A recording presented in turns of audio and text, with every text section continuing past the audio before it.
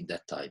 That year, the 10th year of the Ba'athah of the Prophet sallallahu alaihi wasallam, was known in the books of the Seerah as Amul Huzn, the year of sadness or the year of sorrow. But when we look at the Quran revealed to the Prophet sallallahu alaihi wasallam during that time, as we mentioned last time, it was mostly to console the Prophet sallallahu alaihi wasallam and to remind him that remain steadfast, stay the course, you are on the right path. These people are doing nothing new. All the prophets before you faced exactly the same situations and the same conditions. Now the Prophet ﷺ had spent so far 10 years in Mecca. As we mentioned last time, Quraysh tried to bribe the Prophet ﷺ. They tried to insult him initially and to call him a liar and a magician and so on.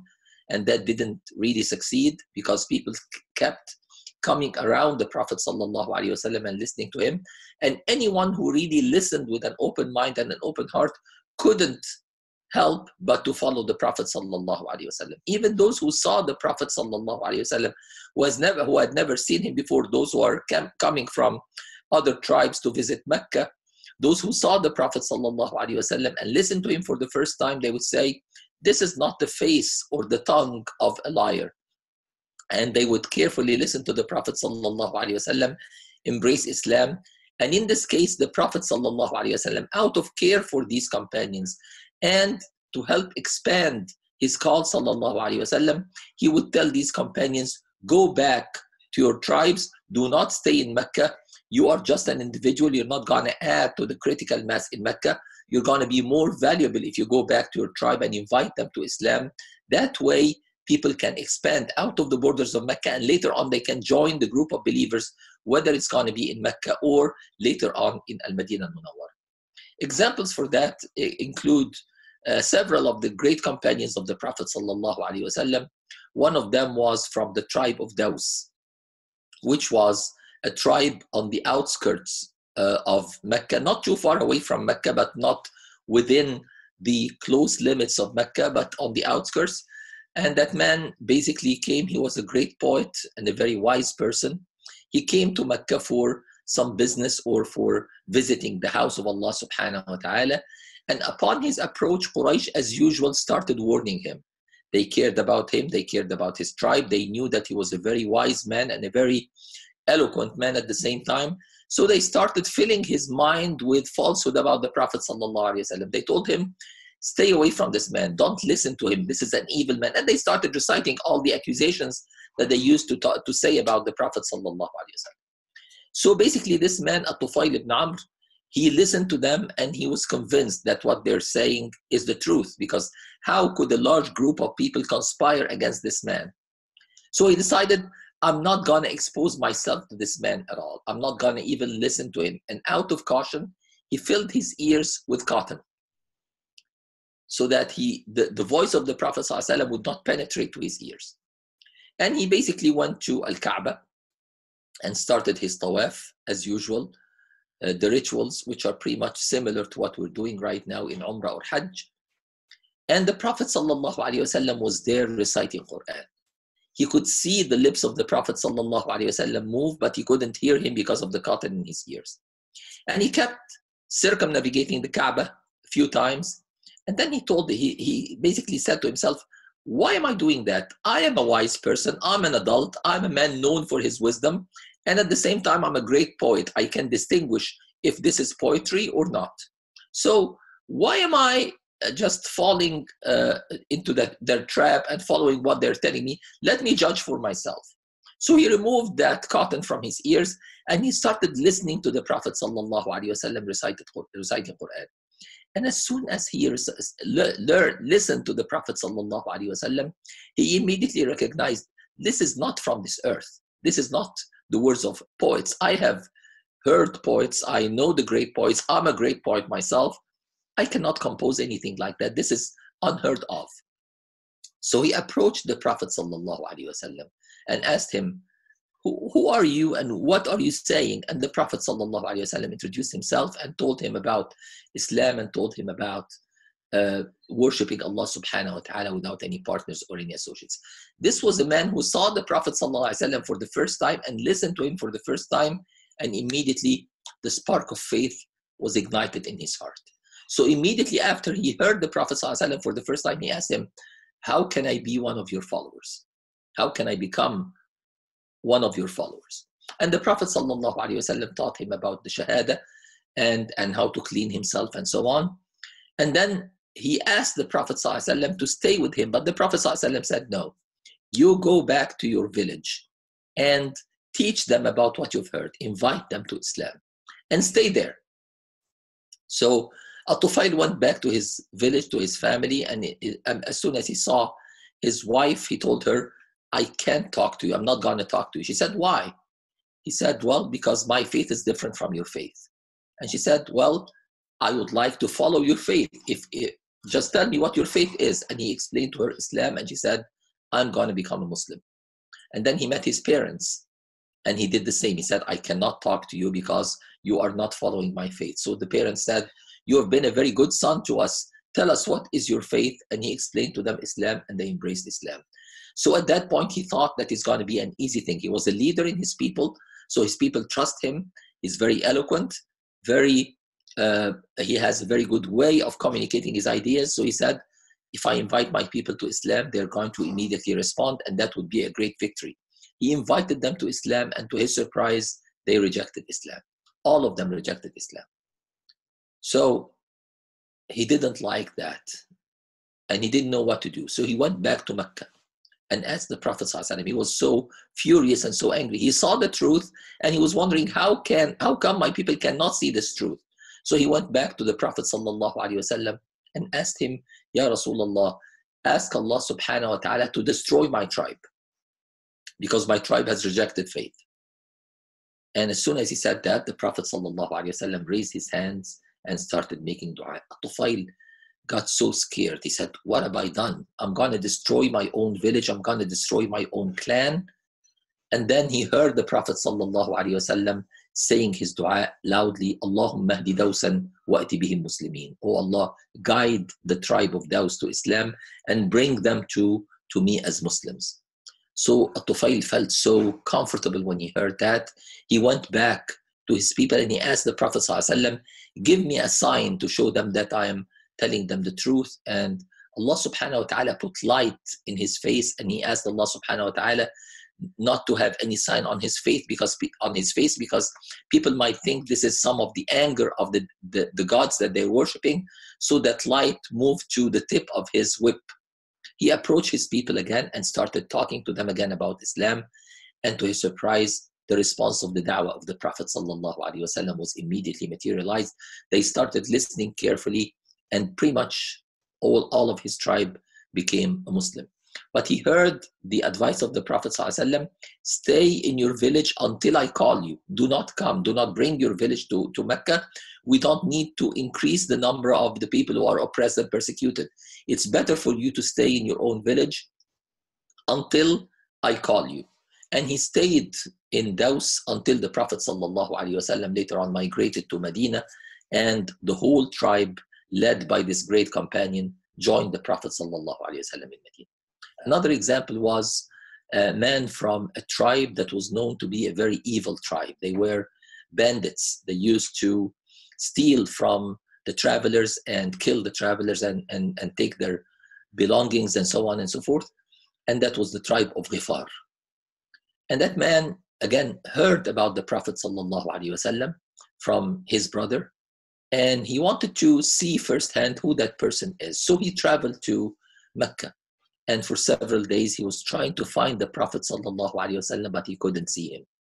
So after a few days, Sayyidina Ali radiallahu anhu was keeping a watchful eye on this stranger who came from out of the city.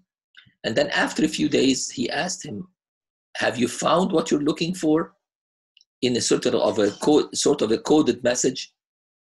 And he said, well, I have not. And Sayyidina Ali radiallahu anhu asked him, what are you looking for? He knew. He asked him, what are you looking for? And he told him that he's looking for the Prophet sallallahu alaihi wasallam.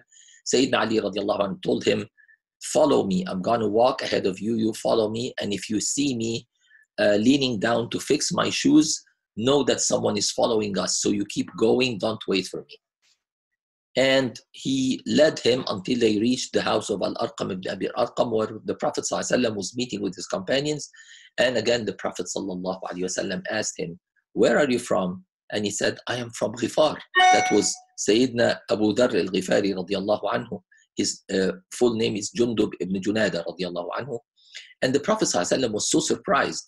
From Ghifar, this tribe, this evil tribe, the tribe that's known for bad manners and being bandits and so on. Even he himself, Sayyidina Abu Dharr radiallahu anhu, used to be one of these bandits.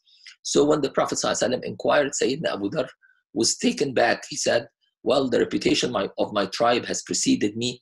But the Prophet ﷺ comforted him, and he basically told him about Islam and told him the same thing. You go back and stay in your tribe, teach them about Islam. Do not come until I call you. And he, radiallahu anhu, went back to his tribe and invited them to Islam. And again, with the blessings from Allah subhanahu wa ta'ala, the majority of his tribe embraced Islam. So these were two examples of the hope that Allah subhanahu wa ta'ala was giving the Prophet sallallahu alaihi wasallam at this time of hardship and this time of loss and this time of sorrow. The Prophet sallallahu alaihi wasallam was when Quraysh saw that his two supports are gone, his uncle Abu Talib and his wife Sayyidah Khadija radiallahu anha, they tried to again talk to him one more time. And the Prophet sallallahu alaihi wasallam, actually that was around the time of the death of Abu Talib. When Abu Talib was on his deathbed, the leaders of Quraysh came trying to prevent Abu Talib from following Islam. They kept telling him, how come you're going to abandon the faith of your father and your forefathers and so on? Stay on the same faith. And actually their attempts were unfortunately successful, because as most of the narrators say, the last words to come out of Abu Talib were, ala millati abi Abdul Muttalib. I'm dying on the same creed of my father Abdul Muttalib. But in that meeting, basically, when they came to Abu Talib telling him, complaining about the Prophet sallallahu alaihi wasallam, the Prophet sallallahu alaihi wasallam surprised them with a piece of information or news. He told them, why are you showing me this enmity? I can tell you of one word. If you say that word, you're going to lead the Arabs and you're going to conquer the non-Arabs, al-Ajam. And they said, what are you talking about? He said, just one word. If you give me that word, you're going to lead the Arabs and conquer the non-Arabs. So Abu Jahl said, well, if it were 10 words, we're going to say them. Tell us, what are these words? And the Prophet ﷺ said, say La ilaha illallah Muhammadun Rasulullah, and abandon your deities that you're worshipping apart from Allah subhanahu wa ta'ala. So they started basically clapping in amazement, and they or in anger. They didn't expect to hear that, and they immediately rejected that invitation of the Prophet sallallahu alaihi wasallam. Again, if you remember what we mentioned last time, the main resistance of Quraysh to Islam was not a matter of faith. It was not a matter of creed. It was not a matter of should it be one God or multiple gods. That was not basically the problem. The problem was economical more than anything else, a matter of arrogance and a matter of economy. Because as we mentioned last time, Mecca was a center of trade and a center of religion, a center of worship, where basically all the tribes used to come to make the pilgrimage in Mecca. And Quraysh, to encourage that, had a deity or an idol from each tribe in the Haram. So now, if the Prophet ﷺ wants to abolish all of these idols and make it only one God, which God is it going to be? The God of which tribe? So if he selects one God, that's going to alienate all the other tribes, and they're going to stop coming to Hajj, and Quraysh is going to lose its position and its prestige as the custodian of the Hajj and the people who receive the Hajj from other places, and their economy is going to suffer as well. So they kept wondering, is he going to make the deities only one God? أَجَعَلَ الْآلِهَةَ إِلَهًا وَاحِدًا إِنَّ هَذَا لَشَيْءٌ عُجَابٌ. These were their words that Allah subhanahu wa ta'ala documented in Surah Sad, which was revealed at that time. Now Mecca seems to be sort of a lost cause for the Prophet sallallahu alaihi wasallam. He tried his best with all the leaders of Mecca individually and in groups, and so far they've all rejected. Even his own uncle sallallahu alaihi wasallam died as a non-believer, according to most of the narrations. There are some weak narrations actually related to Sayyidina al-Abbas radiallahu anhu, the other uncle of the Prophet sallallahu alaihi wasallam. He told the Prophet sallallahu alaihi wasallam when he saw his brother dying, Abu Talib, he was watching his lips and he told him, I saw him say the word that you wanted him to say, which is La ilaha illallah Muhammadun Rasulullah. And the Prophet sallallahu alaihi wasallam said, Lam asma, I didn't hear it. So to me, he did not die on Islam. Later on, Sayyidina al-Abbas would ask the Prophet sallallahu alaihi wasallam, so his defense of you and his support of you doesn't help him at all? And the Prophet sallallahu alaihi wasallam said that I have seen him and I have seen his place in the hellfire. He's in the very shallow place of the hellfire. Fire is only touching up to his ankles, but his body is aching from the heat and from the pain. Is not like the other non-believers who are going to be in the depth on that hellfire. So relatively speaking, he's in a better place than others because of his support of the Prophet ﷺ, but he cannot just be completely forgiven for that because he refused to recognize Allah subhanahu wa ta'ala as the only God to worship. When the Prophet ﷺ faced this renewed anger and vengeance of Quraysh after he lost his two supports, he ﷺ thought, well, it's time for me to venture out of Mecca. Where is the nearest place that is out of Mecca that can provide a safe haven? And that's considerably a strong tribe, a strong village, not too far away from Mecca. The Prophet ﷺ could not go to Al-Habasha because if he left for Al-Habasha, remember that many of the companions of the Prophet ﷺ around the 5th year of the Hijrah of the Prophet ﷺ, from the 5th to the 7th year of the Hijrah, they started migrating in groups to Al-Habasha, Abyssinia. And again, that was sort of a safe haven for them and a second base, but that cannot be the first base because of its remote location from the Arabian Peninsula, because of the foreign language, because of the foreign habits, and in fact the foreign faith in Habasha. Most of the people of Habasha were Christians. So it could not be the base of the Prophet ﷺ, but it can be a safe refuge for many of his companions to preserve a second location for Islam. So the Prophet ﷺ started thinking about, where should I go? And his mind led him to the most neighboring city to Mecca that has a big concentration and a strong tribe that can be a replacement for Quraysh, and that tribe is Thaqif. So the city is At-Ta'if. At-Ta'if is actually the road from Mecca to At-Ta'if is a mountainous road going uphill. At-Ta'if is on top of that mountain, and it's considered as a resort, sort of a resort. Especially all the wealthy leaders of Quraysh used to have their summer homes in At-Ta'if, and they used to go there in the hot months of the summer. It was sort of an oasis. There was plantation, there were gardens, they had some rivers there or some water sources there. So there was green scene, and it was a place of wealth, a place of comfort, a place of relative peace. And the Prophet ﷺ thought, well, let me try to go there. If I can convince the people of At-Ta'if to become Muslims, that can be a good support, and it could be a good base for me to restart my efforts to bring Mecca and the surrounding cities to Islam.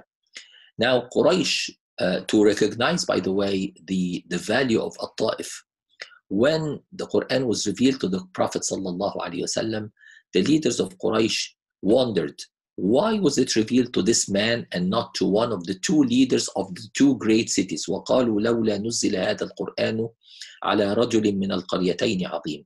Al-Qaryatain, the two villages, why wasn't the Quran revealed to one of the two leaders of these two villages? So the leaders of Mecca were Utbah ibn Rabi'a, Shayba ibn Rabi'a, Al-Walid ibn al-Mughira, Umayyah ibn Khalaf, and so on. Thaqif were the family of Mas'ud. So the sons, there were three sons who were the three leaders of Thaqif, of At-Ta'if, and they wondered, why wasn't the Quran revealed to a prominent man, a strong man like one of these, the leaders of these two cities? So we know, of course, the story when the Prophet ﷺ traveled to At-Ta'if, and according to some narrations, with the Prophet ﷺ was Sayyidina Zayd ibn Haritha radiallahu anhu. And upon approaching At-Ta'if, the Prophet ﷺ told him to wait or to stay outside. He wanted to go individually and invite people to Islam. And he went to the three sons of Mas'ud and invited them to Islam, and the response was so nasty. The three of them actually answered in a very nasty way. One of them said, well, didn't your Lord find anyone but you to send? The other one said, well, you are a liar. I'm not gonna follow you. And the third one said, well, I'm really worried about you. If you're a liar, I'm not gonna follow you. And if you're honest, then you are connected to God, and that's so great, so great for me, I cannot even approach you individually. And they said, show us a sign of this God by destroying our village. Let your God shower our village with stone. أمطر علينا حجارة من السماء. So again, that was a very arrogant way of responding to the Prophet ﷺ. Had it stopped at that point, it would have been okay, but they even went even further by telling and the Prophet ﷺ asked them kindly, now that you have rejected Islam, let me go back in peace. Do not just tell anyone. But they didn't listen to that. They were so nasty. Basically, they incited their servants and their fools and their kids to take stones and pebbles and to pelt the Prophet ﷺ, aiming at his body and especially at his feet ﷺ, because they knew the trip from Mecca to At-Ta'if is a very arduous trip. First of all, it's a mountainous area, and the distance is not short. The distance is almost about maybe 40 miles. Imagine 40 miles going up a mountain, and rocky mountain, and probably the weather was too hot because it was summertime. So all of these conditions, the Prophet ﷺ was physically exhausted, but now in addition to that, they started throwing their insults at the Prophet ﷺ together with their stones, and they injured the feet of the Prophet ﷺ that started bleeding. And the Prophet ﷺ tried to stay away from them, and they cornered him sort of to a garden. He found a garden, and he basically sat by the fence of this garden. This garden belonged to the two of the big leaders of Mecca, Utbah and Shayba ibn Rabi'a. Utbah ibn Rabi'a and Shayba ibn Rabi'a, we mentioned, were two of the leaders of Mecca who were residing there during the months of summer. And when they saw the Prophet ﷺ, deep in their hearts, they knew that he was telling the truth. But out of arrogance, again, they could not follow him. So their hearts moved for the condition of the Prophet ﷺ. And they told one of their servants, take this plate of grapes and give it to this man. So that servant, whose name was Addas, who was a Christian, took that plate of grapes to the Prophet ﷺ. And the Prophet ﷺ, before eating, said, Bismillah. And Addas was surprised. He's never heard anyone before eating say, Bismillah. So he asked him, what are you saying? What does that mean? And the Prophet ﷺ said, I'm basically invoking the name of Allah subhanahu wa ta'ala, my Lord, the only one to be worshipped. And then the Prophet ﷺ asked Addas, and where are you from? You seem to be a foreigner. He said, yes, I'm from Ninawa. Ninawa is a city in Iraq on a body of water. And that used to be the city where Sayyidina Yunus ala nabina wa alayhi salatu wassalam was sent. So the Prophet ﷺ immediately recognized that, and he said, you are from Ninawa, from the city of my brother Yunus. And Addas knew the story of Sayyidina Yunus ala nabina wa alayhi salatu wassalam. So he asked, why are you saying my brother Yunus? He said, because I'm a prophet and he was a prophet. And he started inviting Addas to Islam, and immediately Addas started kissing the hands and the feet of the Prophet sallallahu alaihi wasallam. Now Utbah and Shayba ibn Rabi'a are seeing that from a distance, so they immediately called their servant and said, don't listen to this man. Why were you kissing his hands and feet? He said, he told me about things that only a prophet would know about. He knew the Prophet Yunus ala nabina alayhi salatu wasalam, and he told me about his story, and not many people know about that, so he's got to be a prophet himself. And they told him, no, just stay on your faith and don't follow his faith. Your religion is better than his. Now, the books of Sirah do not tell us much about what happened to Addas afterwards, whether he continued as a Christian or he has fully converted to Islam and followed the Prophet sallallahu alaihi wasallam. With that nasty response of Thaqif that was again recorded in the Quran, Allah subhanahu wa ta'ala told us about the responses of these three brothers, how they were nasty to the Prophet sallallahu alaihi wasallam. The Prophet sallallahu alaihi wasallam, on his way back, now he left Thaqif and he started his trip back to Mecca, and he made the dua to Allah subhanahu wa ta'ala, the very beautiful dua that I would advise everyone to read it and read its translation. Allahumma ilayka ashku ضعف قوتي وقلة حيلتي وهواني على الناس أنت رب المستضعفين وأنت ربي إلى من تكلني. It's a very long and sweet and beautiful dua where the Prophet sallallahu alaihi wasallam is asking Allah subhanahu wa ta'ala, without you I don't have any support and I need your support, and if you are not displeased with me, I don't really care. I can tolerate everything as long as you are pleased with me. But giving me support is going to be easier for me. I ask Allah subhanahu wa ta'ala by the glory of his face to أعوذ بنور وجهك الذي أشرقت له الظلمات وصلح عليه أمر الدنيا والآخرة من أن ينزل بي غضبك أو يحل بي سخطك. So he's asking Allah subhanahu wa ta'ala to protect him from his wrath and to be pleased with the Prophet sallallahu alaihi wasallam. On the way back from At-Ta'if, again, the Prophet ﷺ has been rejected by the people of Mecca, the people of At-Ta'if, the two great villages, and by humans in general. So Allah subhanahu wa ta'ala wanted to send another sign, and we're going to conclude with that, inshallah. Another sign to the Prophet ﷺ. He was on the way back with Sayyidina Zayd radiallahu anhu, and then he told Sayyidina Zayd, you stay here, don't move from here. And it was night. So the Prophet ﷺ walked a few steps where Sayyidina Zayd could hear the Prophet ﷺ talking to someone, but he couldn't see anyone.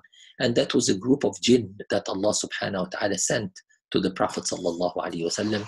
And Allah subhanahu wa ta'ala tells us their story in two surah of the Quran, one complete surah, Surah Al-Jinn, and another surah, Surah Al-Ahqaf.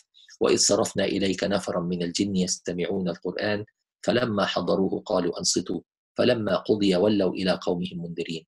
Allah subhanahu wa ta'ala sent this group of traveling jinn by the path of the Prophet ﷺ. They heard him recite the Quran. They landed and they started listening to him. They asked him about what he's saying. The Prophet ﷺ explained it to them, and they immediately went to their people of jinn, warning them and giving them the news about the Prophet ﷺ.